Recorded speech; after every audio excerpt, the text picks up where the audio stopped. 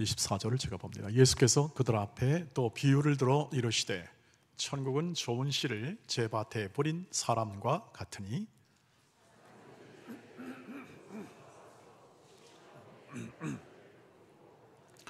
싹이 나고 결실할 때 가라지도 보이거늘 집 주인의 종들이 와서 말하되 주여 밭에 좋은 씨를 뿌리지 아니하였나이까? 그런데 가라지가 어디서 생겼나이까? 주인이 이르되 원수가 이렇게 하였구나. 종들이 말하되 그러면 우리가 가서 이것을 뽑기를 원하시나이까? 주인이 이르시되 가만 되어라. 가라지를 뽑다가 곡식까지 뽑을까 염려하노라. 같이 읽습니다. 둘 다 추수 때까지 함께 자라게 두라. 추수 때에 내가 추수꾼들에게 말하기를 가라지는 먼저 거두어 불사르게 단으로 묶고 곡식은 모아 내 곡간에 넣으라 하리라. 아멘. 아멘. 네, 오늘 지난번에도 씨 뿌리는 비유가 있었습니다만 오늘은 조금 더 좀 구체적입니다. 씨 뿌리는 비유긴 한데 이렇게 얘기를 합니다. 예수께서 그들 앞에 비유를 들어 이르시되 천국은 좋은 씨를 제 밭에 뿌린 사람과 같으니 이렇게 얘기합니다. 자기 밭에 씨를 뿌린 사람과 같다 하므로 천국을 이렇게 소개해주고 있습니다. 천국이 뭐냐에 대하여 우리의 관심이 참 많지 않습니까? 그 당시도 많고 영생 얻는 것, 이것이 우리에게 굉장히 중요한 주제고 신앙생활하는 중요한 이유 중에 하나이지요. 천국을 소개할 때에 이렇게 제 밭에 뿌린 사람, 씨를 제 밭에 뿌린 사람으로 이렇게 비유해서 천국을 좀 소개해주고 있는 여기에 지금 원수들이 와서 이렇게 뿌리고 가서 가라지가 나와서 이 천국을 소개하면서 이 곡식과 가라지에 대한 그러한 이 농사의 내용을 비유로 해서 좀 얘기를 하고 있는 것을 볼 수 있습니다. 지난번에 네 돌짝밭 해가지고 이 네 개 밭에 씨를 뿌린 비유를 예수님께서 해석을 해주었습니다. 나중에 그런데 다른 비유들은 뒤에 해석을 별로 하지 않습니다. 그런데 오늘 또 비유를 보니까 그 뒤에 이제 중간에 본문을 뛰어넘어서 해석을 하는데요. 비유를 36절부터 이제 해석을 예수님께서 다 해주십니다. 그래서 밭은 세상을 말하고 좋은 씨는 천국의 백성들을 말하며 가라지는 악한 자들의 아들들, 그다음에 가라지를 뿌린 원수는 마귀다 이렇게 얘기합니다. 그리고 추수 때는 세상 끝이고 추수꾼은 천사들이다. 예수님께서 부리는 천사들이 결국 추수를 한다. 이렇게 이제 얘기를 하고 계십니다. 그래서 이렇게 비유를 해석해 주어야만 이해가 되는 거죠. 비유를 해석을 안 해주면 전부 다 각기 자기의 뜻만으로 다 해석해 버립니다. 그냥. 그래서 성경 해석이 필요합니다. 하나님 말씀도 이렇게 해석을 해서 보다 뜻을 명확하게 이해하고 그 이해한 바탕 위에 하나님 말씀대로 살아갈 지혜나 힘이 생기게 되는 거죠. 쉽게 말하면 은혜 받지 않고는 어렵다, 이와 같다는 뜻입니다. 은혜란 깨달음이고 우리 입장에서 보면 은혜란 깨달음이고 아는 것이죠. 알아 그것을 이해하고 납득받아서 그것을 내 삶에서 실천할 수 있는 근거가 되고 힘이 되고 또 기초가 되는 것이죠. 그래서 예수께서 오늘도 이 비유를 해석해 주신 이유는 뭐냐 하면 이건 꼭 알고 넘어가자. 이 천국에 관한 이 소개를 꼭 알고 넘어가야겠다 하시는 예수님의 의지가 담겨 있습니다. 그냥 앞에 있는 다른 비유처럼 그냥 너희 해석에 맡긴다라고 넘어가지 않고 구체적으로 해석해 줌을 통해서 제자들이 반드시 이것을 알고 그 다음에 삶에서 적용해야 그것이 더 명확하게 나를 따르는 길로 걸어갈 수 있다는 의미를 가지고 있습니다. 그런데 이제 본론으로 돌아오면 주님의 의도는 그런데 사실 지금 천국을 소개하면서 이 씨 뿌림과 또 곡식과 알, 그다음에 가라지를 얘기를 하고 있습니다. 천국은 이런 것이다. 예를 들면 저 강같이 흐르는 생명수가 흐르고 멋진 계시록에 나와 있는 것처럼 말이죠. 이런 설명을 예수님께서 아직 하지 않으세요. 않고 이렇게 씨를 뿌림을 통해서 얘기하는 그 이유가 뭘까요? 도대체 뭘 알게 하기 위하여 이렇게 씨 뿌리는, 제밭에 뿌리는 비유를 얘기할까요? 그것을 이해하기 위해서 오늘 예수님이 하신 말씀 중에 28절, 29절 말씀에 보면 이러한 이 종들이 묻는 질문에 대하여 주인이 대답한 그 내용을 가지고 예수님이 말씀하시는 것을 우리가 먼저 읽어보면 이해가 갈 것입니다. 한번 읽어보시죠. 주인이 이르되 원수가 이렇게 하였구나. 종들이 말하되 그러면 우리가 가서 이것을 뽑기를 원하시나이까. 주인이 이르되 가만두라. 가라지가 뽑다가 곡식까지 뽑을까 염려하노라. 아멘. 상식적으로 보면 농사를 해보신 분들은 뭐 더 빨리 이해가 되겠습니다만 저같이 이렇게 세미 농사, 이렇게 간단하게 뭐 작물을 키워보고 또 식물을 키워본 그런 경험상을 보아도 곡식이 익을 때에, 곡식이 커져나갈 때 가라지가 나오면 당연히 어떻게 해야 됩니까? 뽑아내는 것이 당연하죠. 잡초도 제거해야 곡식이 제대로 여물 수가 있고 그리고 열매를 맺을 수가 있기 때문에 당연히 이 지금 종은 상식적인 얘기를 하는 겁니다. 그러나 주인은 이렇게 말합니다. 아서라, 가라지를 뽑다가 무엇까지 뽑아요? 곡식까지 다 뽑아가지고 곡식이 상할까 염려한다라고 얘기를 합니다. 그러니까 지금 종들의 입장에서는 납득이 안 가는 겁니다. 아니 우리가 뽑을 수 있지 않겠습니까? 좀 곡식이 좀 상하더라도 뽑아내는 것이 더 큰 곡식의 의미, 열매 맺을 때 좀 낫지 않겠습니까? 그런데 주인은 놔둬라 하면서 뭐라고 얘기하냐면 염려한다는 얘기하면서 그 다음에 추수 때가 되면 다 드러난다. 추수 때가 되면 더 명확하게 뽑을 수 있는 기회가 온다. 심판 때, 주께서 다시 말하면 심판 때가 되면 가라지, 악한 자의 아들들의 마귀의 유혹을 받아가지고 행한 모든 것들에 대하여 그것을 분명하게 예수께서 바로 잡을 때가 온다 하는 취지로 지금 이 비유를 예수님께서 말씀하시는 거죠. 그러니까 종의 입장에서는 곡식과 가라지가 함께 있는, 공존하고 함께 자라가는 것이 영 이해가 안 되는 겁니다.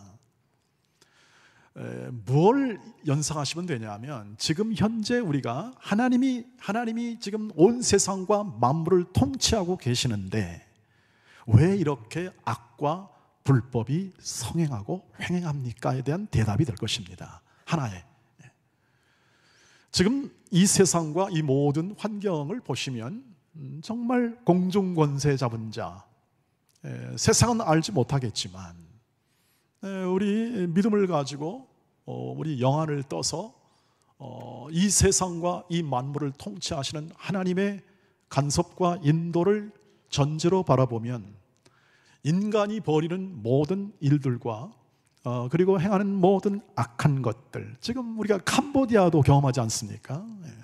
어쩌면 저럴 수가 있냐? 우리 입장에서는 우리나라 입장에서는 말도 안 되는 일들이 저 나라는 벌어지고 있고 버젓이 벌어지고 있고 우리가 그 나라를 원조해 주고 있습니다. 지금 캄보디아를. 근데 자국민은 거기 가서 죽어나가고 있는, 그것도 불법과 악을 행함을 통하여 정부가 그것을 통제하지 않기 때문에, 많이 통제하지 않기 때문에 그냥 억울한 죽음들이 그냥 계속 나갈 수밖에 없는 구조 안에서 일들이 벌어지고 있지 않습니까? 그리고 전쟁과 지금 세계는 점점 전쟁의 판도로 점점 바뀌어가고 있습니다. 미국이 경찰 국가의 노릇을 약간 이렇게 내려놓는 바람에 이제는 힘이 지배하는, 힘이 폭력, 군대, 이런 것들이 지배하는, 힘이 지배하는 시대. 그래서 전쟁이 자꾸 많아지는 거죠. 전쟁이 많아질 수밖에 없습니다. 힘으로 해결해야 되니까.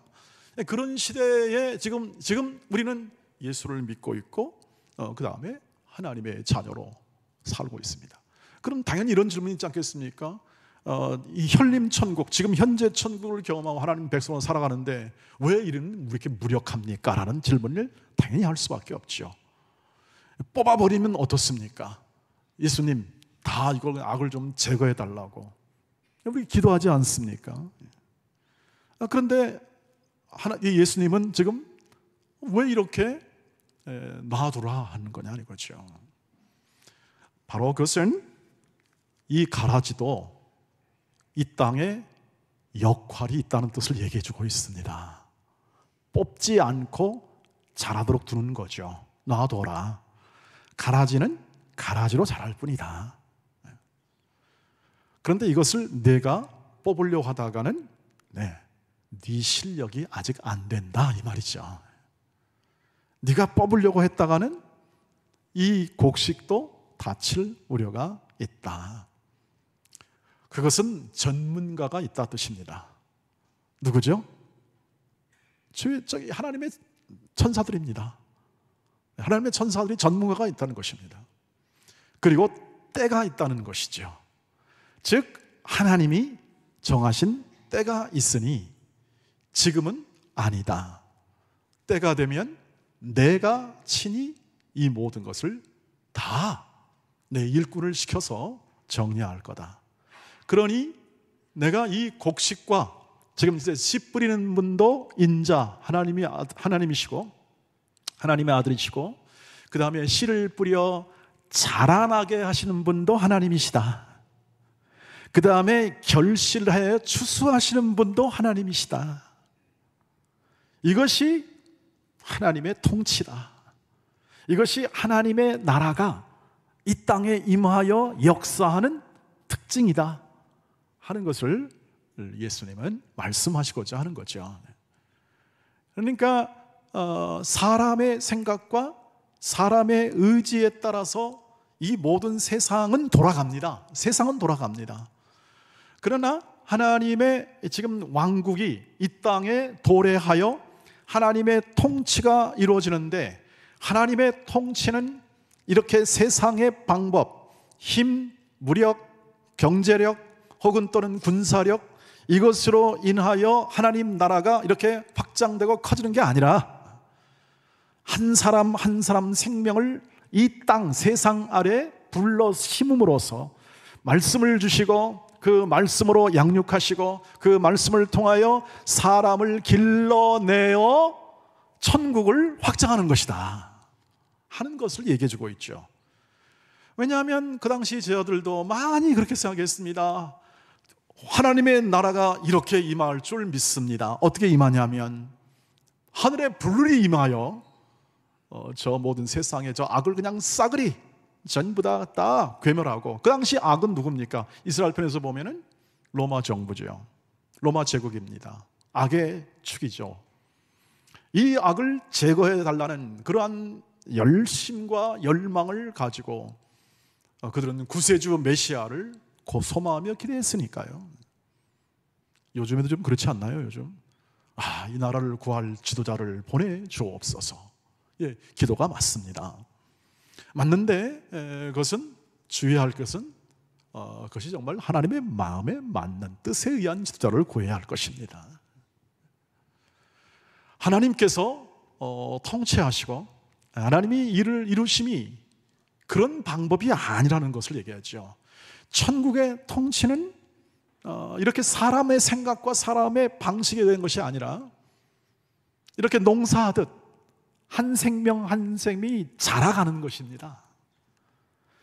한 생명 한 생명이 싹이 나고 잎이 나고 열매 맺고 그리고 결실하는 방법을 통하여 하나님의 왕국이 역사하고 하나님이 일하시고 그리고 하나님이 그 뜻을 이 땅 속에서 이루어내는 것이죠. 그것을 오늘 성경이 우리에게 밝혀주고 있는 것입니다. 그래서요, 저희가 이런 그 예수님 말씀의 취지에 보면은 우리가 지금 열심히 우리 인생을 살고 있고 믿음 생활하고 있지만 겸손해야 할 필요가 있습니다. 왜냐하면 우리가 그러한 하나님의 뜻을 우리 스스로도 내면으로도요, 우리의 개인적 뜻과 개인적 소망에 따라 구하고 하나님의 뜻을 따라 구하는 삶의 비중이 굉장히 작기 때문에 그렇습니다. 우리의 신앙생활과 모든 삶의 과정을 통해서 이 하나님의 뜻, 하나님이 한 생명을 길러내고 이 생명을 자라게 하고 결실하게 하는 이러한 이 방법, 이런 방법에 대한 깊은 이해가 없으면 우리는 언제든지 어떻게 합니까? 하나님, 좀 빨리 끝내주시기를 바랍니다. 빨리 좀 끝내주세요. 뽑아버립시다. 여러분, 그래가지고 분기탱천해가지고 지금 일들을 얼마나 많이 합니까? 여러분, 사람들이 세상에서 다 그렇잖아요. 분노합시다. 그리고 일들을 바로 합시다. 행동합시다. 예, 세상의 방법으로는 그 방법밖에 없겠죠. 그러나 예수를 믿고 하나님의 의의 통치를 받는 백성들이 알아야 할 것은 이 일은 하나님에 의하여 이루어지는 것이고 하나님의 뜻을 따라 이루어질 줄 믿습니다. 주의 뜻대로 될 줄 믿습니다 하는 믿음을 따라 사는 것입니다. 우리가 다 알지 못하거든요. 우리가 다 파악할 수도 없거든요. 그만한 실력이 안 됩니다. 교회도 마찬가지고 저도 모든 교회를 인도하지만 그러나 한계는 너무 뚜렷합니다. 우리가 개인의 삶도 요즘에는 모든 게 전문화되어 있잖아요. 다 전문화되어 있습니다. 자기 전문 분야 하는 것도 예를 들면 모기 뒷다리 연구, 예를 들면 파리 날개 연구, 예를 들면 이게 전문가들이에요. 사실은 뭐가 그렇게 필요할까라는 생각이 들지만 그러나 각자의 소명과 삶에 따라서 연구하고 하는 이런 전문 분야가 지금 굉장히 발전되어 있어서 우리가 다 사물을 파악할 수 없을 뿐만 아니라 우리가 자기 자신도 하나 감당하기 힘든 그런 연약성 안에 있다는 사실입니다. 그리고 사실 그런 측면에서 보면 우리가 하나님의 뜻을 이게 하나님의 뜻이야 하고 그냥 바로 뽑읍시다 라고 말할 수 있는 이런 담대하고 때로는 하나님 앞에서는 무모한 결정을 하면서 살아가는 사람들의 이 모습을 보면 이 말씀이 보다 명백하게 좀 이해되어야 할 필요가 있겠죠. 여러분, 왜 이 말씀을 드리냐면 마가복음 4장 26절로 29절 말씀을 가보시죠. 여기 가보면은 이 본문과 똑같은 내용을 가지고 그대로 마가가 다시 좀 줄여 요약해 썼습니다. 한번 읽어보겠습니다. 시작. 또 이르시되 하나님의 나라는 사람이 씨를 땅에 뿌림과 같으니 그가 밤낮 자고 깨고 하는 중에 씨가 나서 자라되 어떻게 그리 되는지를 알지 못하느니라. 땅이 스스로 열매를 맺되 처음에는 싹이요 다음에는 이삭이요 그 다음에는 이삭에 충실한 곡식이라. 열매가 익으면 곧 낫을 되나니 이는 추수 때가 이르렀음이라. 아멘. 여러분, 언제 결실한 거 압니까? 언제 추수할 때가 알게 됩니까? 열매가 익어야 되는 겁니다. 그런데 열매가 익지 않은 상태에서 그것을 다 모릅니다. 지금 어떻게 싹이 나고 잎이 나는 걸 모릅니다. 씨를 뿌린 사람도 모른다 이 뜻입니다.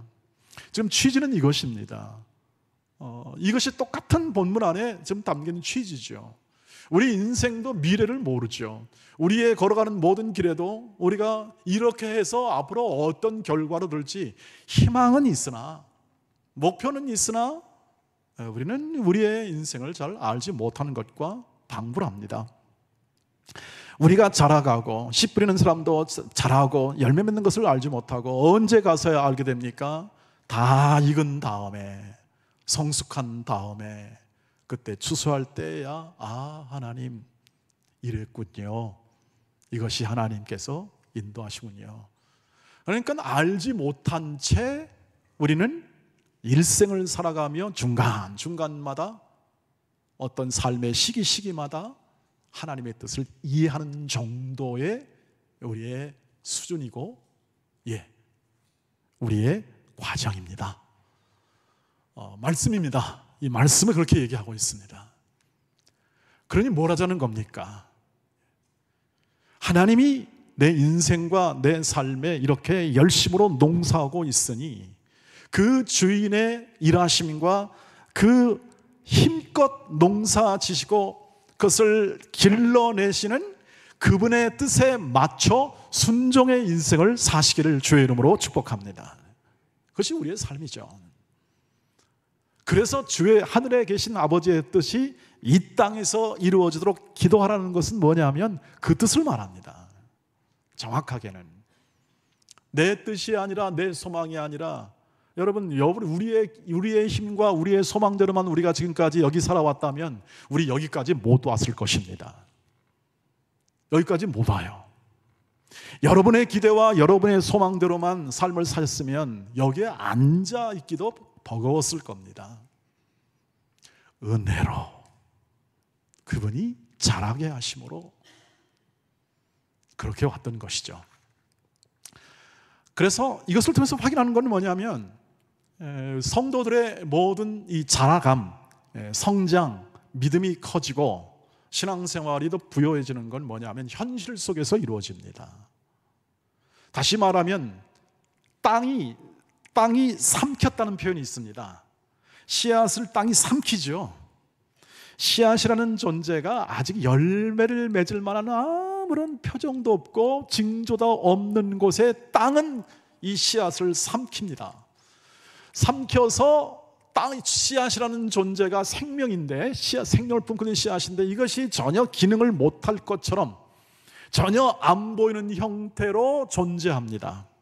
존재하다가 싹이 드디어 땅을 펼치고 튀어나오잖아요. 놀랍죠?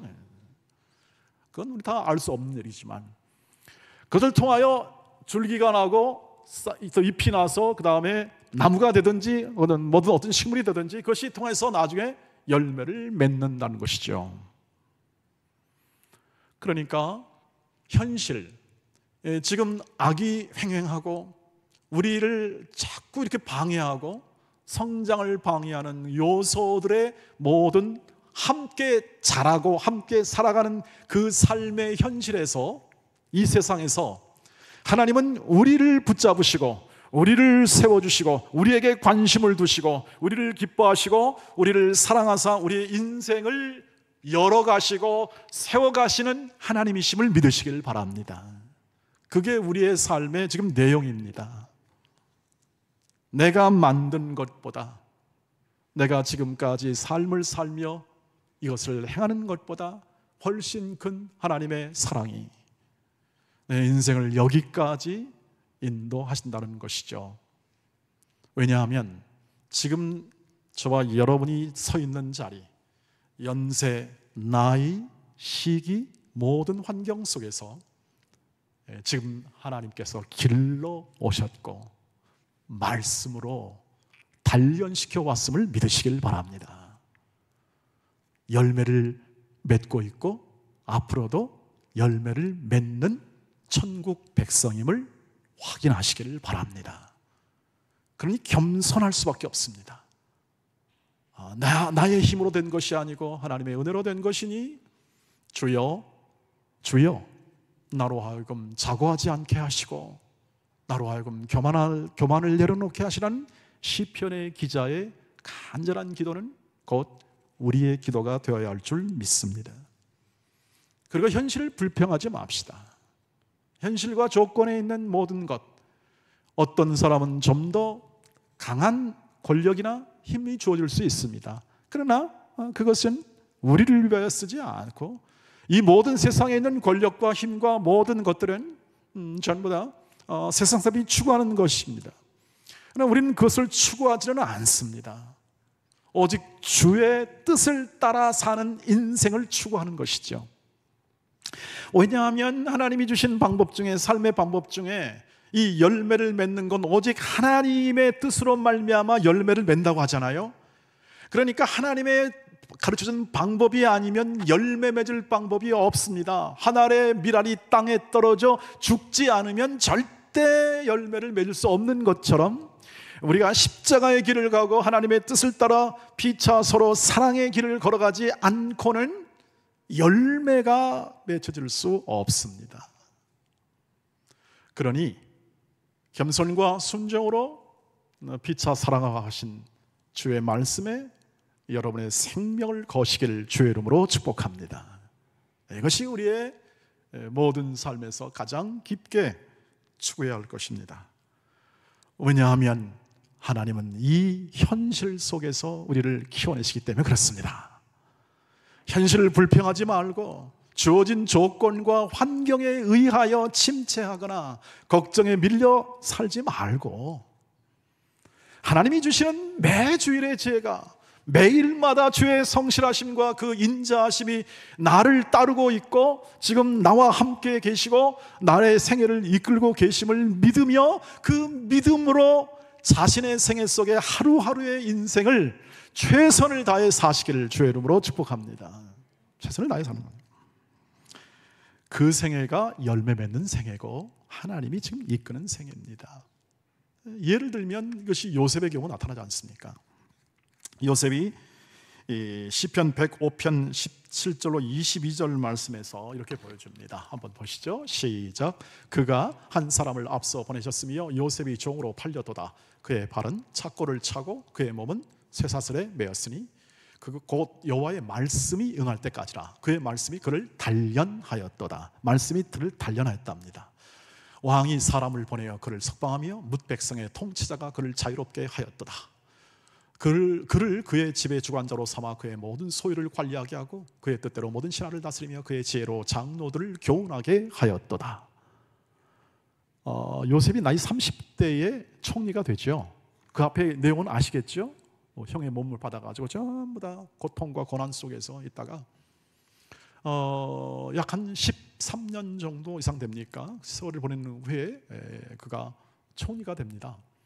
그리고 오늘 그 왕의 2인자가 되어서 장로들을 교훈하고 그다음에 백성들을 다스리고 하는 일들을 하게 됩니다. 여러분, 어떻게 그렇게 했을까요? 그가 교육을 좀 받았나요? 아니면 전문가적 어떤 통치 기술을 전수받았나요? 오늘 말씀처럼 말씀이 그를 단련시킨 겁니다. 말씀이. 그 척박한 현실이 있잖아요. 그 척박한 현실을 온몸으로 견뎌내는 겁니다. 그런데 거기에 하나님의 인자와 긍휼이 담겨 있습니다. 하나님의 인자와 긍휼은 말씀으로 역사하사 그 말씀을 가지고 그를 키워내는 겁니다. 그가 세상의 교육에 의하지 않았습니다. 모세는 교육을 받았지만 요셉은 그러지 않았습니다. 그는 하나님의 말씀을 통하여 이런 지혜와 능력과 그리고 전체 애굽을, 나라라고는 거기밖에 없었죠. 사실 나라라고는 애굽밖에 없던 그 시절에 전체 애굽을 통치할 수 있는 그러한 지혜를 얻게 된 것이죠. 여러분, 이 하나님을 믿으시기를 바랍니다. 이 하나님이 우리 인생의 모든 이 현실, 각박한 현실 속에서 우리를 키워내시고 단련시키십니다. 교회 와서 하는 일은 무엇입니까? 섬김이 전부 다 단련입니다. 여러분, 교회 안에서 섬김이 전부 다 단련입니다. 하나님의 말씀에 의해서 세움을 받았잖아요. 우리 모두가 하나님 말씀에서 세움을 받고 직분을 받고 그리고 하나님의 뜻을 따라 섬기겠다고 결심하며 서약하고 그렇게 하지 않습니까? 바로 그 말씀이 단련하는 것입니다. 우리가 얼마나 하나님을 경외해서 하나님을 얼마나 도움이 되겠습니까? 하나님은 전혀 안 됩니다. 하나님은 은혜로 주십니다. 하나님은 사랑이십니다. 우리를 기뻐하시기 때문입니다. 이 말은 우리를 수단으로 대하지 아니하시고 써먹기 위해 대하는 게 아닙니다. 교회는 써먹기 위해서 하는 게 아닙니다. 하나님이 키우시는 겁니다. 하나님이 세우시는 겁니다. 하나님이 역사하사 그 일을 이루시는 것입니다. 여러분, 감나무의 감이 잘 열려서 제가 얼굴이 펴졌다고 말씀을 드렸습니다. 감나무가. 근데 여러분, 감나무가 저한테 해준 게 하나도 없어요. 제가 오히려 관심은 오부지게 쏟았습니다. 새벽기도 끝나면 감나무야 잘 커라. 관리집사님이 거름도 주기도 하고 뭐 이렇게 세우기도 하지만 역부족이죠. 하나님이 자라게 하시잖아요. 그런데 열리고 보니까 너무 기쁜 거예요. 사람은 만족이 없으면 기쁨이 없습니다. 그러면 저거 하나 뭐 그렇게 만족스러울까요? 저게 뭘 그렇게 기쁠까요? 여러분, 아침에 뜨는 노을도 여러분 보시면 기쁨이 오죠. 하나님 고맙습니다. 저런 노을을 보게 하시니. 여러분, 매일매일 보시기를 바랍니다. 세월이 살같이 지나 그것을 이 아름다움을 볼 수 없는, 물론 더 큰 아름다움을 볼 수 있는 것까지 가지겠습니다. 이 살아있는 동안 우리가 믿고 훈련받고 단련받아 하나님의 거룩함에 이르는 열매를 맺어 천국에서 말씀처럼 해같이 빛나는 그 영광의 순간을 맛볼 때까지 하나님은 쉬지 않고 우리 인생을 만들어가고 계시고 농사하고 계십니다. 그러니 그 하나님이 위대한 사랑으로 시작하셨고 알파와 오메가 되신 예수, 처음도 아시고 우리의 끝도 아시는 그분이 우리 인생을 이 현실 가운데 영화의 단계까지 우리를 키워내시고 열매 맺게 하시는 인생을 살게 하심을 마음에 잘 담으시길 바랍니다. 그리고 오늘을 이렇게 사십시오. 주의 뜻이 내 정신과 내 육체 안에 이루어지기를 원합니다.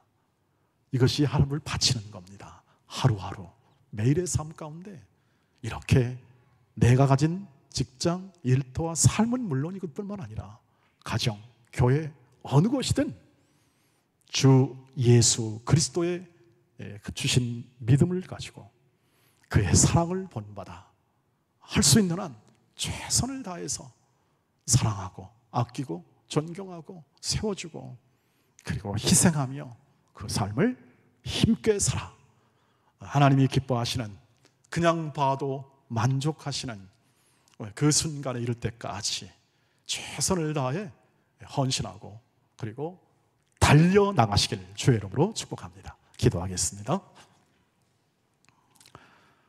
하나님 아버지, 우리같이 연약한 인생을 사랑해 주시고 열매 맺는 인생으로 우리를 다스리시고 이끄시니 무한 감사요, 하나님의 영광을 찬양할 그 이유밖에 없는 사람으로 저희를 세우셨습니다. 이 연약한 인생 가운데 임 담으신 하나님의 사랑이 각자의 인생과 각자의 삶의 터전 가운데 충만히 열매 맺게 하옵소서. 우리 각자의 인생 가운데 하나님의 뜻을 추구하고 하나님의 사랑을 가슴에 담고 언제 어디서든 그 말씀대로 순종할 용기와 지혜도 허락하여 주옵소서. 불평과 불만, 원망이 난무하고 정죄와 판단, 시기가 난무하는 세상 속에 오직 주의 사랑에 매여 그 뜻을 이루는 사람으로 증언되고 빛을 드러내는 삶으로 세워 주옵소서. 작아 보이고 연약해 보여도 그 안에 담긴 하나님의 사랑은 크고 놀랍고 그리고 풍성하게 열매 맺을 줄 믿게 하옵소서. 예수님의 이름으로 기도하옵나이다. 아멘. 아멘.